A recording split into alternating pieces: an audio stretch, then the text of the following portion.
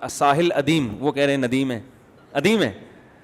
اچھا خیر، یہ ساحل صاحب ٹھیک ہے نا،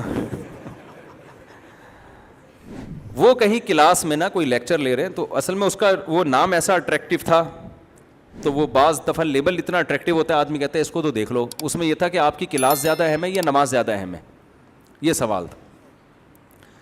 تو وہ اس کا نام یہ تھا. میں نے کہا یہ کیا مطلب، کلاس زیادہ اہم ہے یا نماز زیادہ اہم ہے؟ کہیں ویسے تو نہیں نماز کو زیادہ اہمیت دیتے ہوں، سوری کلاس کو زیادہ اہمیت دیتے ہوں یہ. تو کسی کو انہوں نے وہ مائک پکڑایا، جی کیا سوال ہے؟ اس نے کہا سر میرا آپ سے سوال یہ ہے کہ آپ کے نظر میں آپ کی کلاس کی ویلیو نماز سے زیادہ ہے، کیونکہ 1:30 بجے جماعت کی نماز ہوتی ہے، آپ نماز چھوڑ کر آپ کلاس میں لگے رہتے ہیں.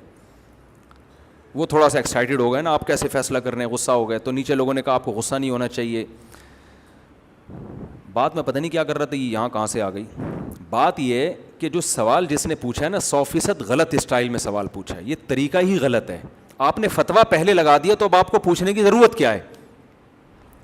جب آپ نے فتویٰ لگا ہی دیا کہ آپ کی نظر میں آپ کی کلاس کی ویلیو نماز سے زیادہ ہے، تو ہونا یہ چاہیے آپ اٹھ کے چلے جائیں کہ جی آپ تو مسلمان ہی نہیں ہیں، آپ کی نظر میں کلاس کی ویلیو کیا ہے؟ نماز سے زیادہ ہے.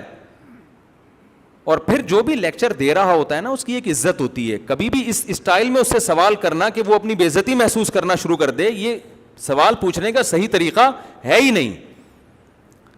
ہونا یہ چاہیے کہ آپ سوال پوچھیں کہ سر کچھ لوگوں کو غلط فہمی ہو رہی ہے کہ 1:30 بجے یہاں نماز بھی ہوتی ہے تو آپ کی کلاس بھی چل رہی ہوتی ہے، تو شاید آپ کے علم میں نہ ہو، اور اگر آپ کے علم میں ہے تو کائنڈلی اس کو تھوڑا سا وضاحت کر دیں کہ ایسا کیوں کرتے ہیں.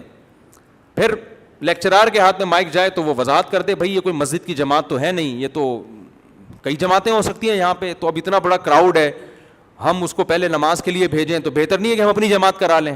اس طرح کے کوئی بھی جواب، وہ تو خیر ان کا ہیڈ ہے کہ کیا جواب دینا چاہیے کیا نہیں دینا چاہیے، لیکن سوال پوچھنے والے کا اسٹائل 100% غلط تھا.